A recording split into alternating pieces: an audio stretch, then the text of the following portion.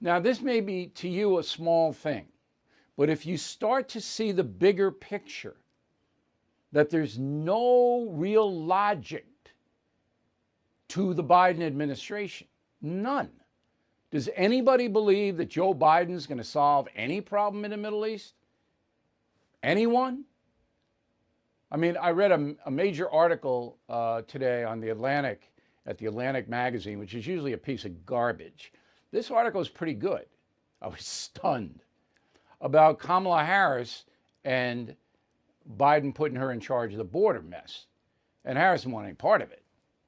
Okay, she's not going to do anything. She knows that it's not going to get solved, and she doesn't want to be branded. So this continues all the way through. If you think I'm being too petty on Joe Biden, please let me know. Again, bill@BillO'Reilly.com. All right, what about what's going on over there? So this has been going on since 1948, this Palestinian-Israeli conflict since 1948. The history is that Great Britain ran Palestine, all right? And after the war, World War II, because so many Jews were killed by the Nazis, there was a Jewish homeland carved out in British supervised territory. But living in British supervised territory were Arabs, Palestinians, okay, for hundreds of years, alongside Jews. But now there was a Jewish country. And President Harry Truman was the first one to recognize that country. Then that created the tension.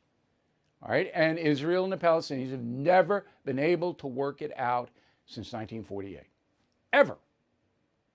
Now, you can blame one side or the other. You can do whatever you want. I'm not going to get involved in that. I will tell you this is never going to be solved. There's too much hatred. Now, the newer element is that terror groups are inserted into the conflict. That didn't happen in 1948. Okay, there weren't outside terror groups involved then. Now there are. Hamas is the main one, funded and armed by Iran. Okay? 3,000 rockets have been fired from Gaza into Israel. Well, the Palestinians don't have 3,000 rockets. All right? They're given or assembled by Iran.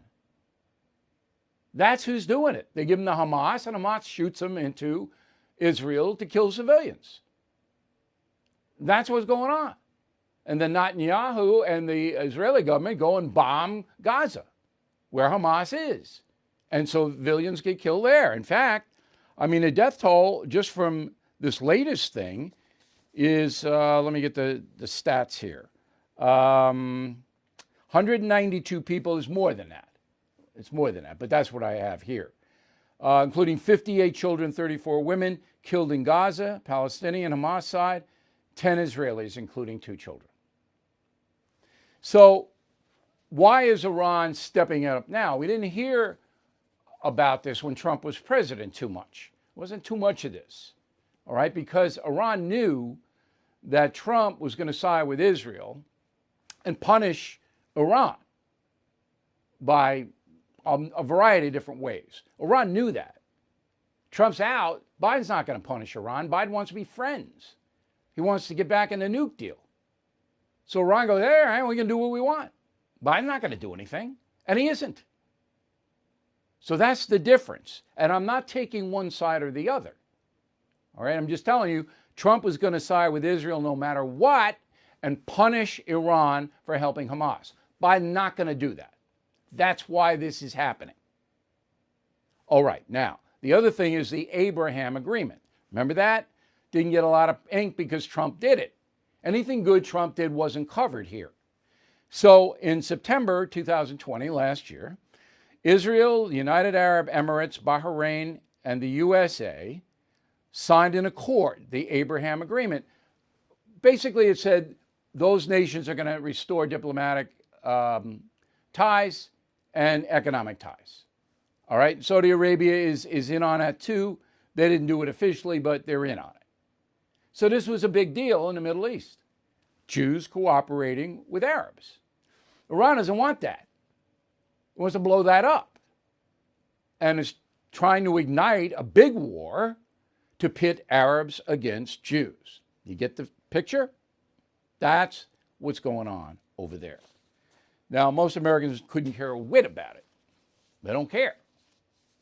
But my job is to explain the why of what is happening.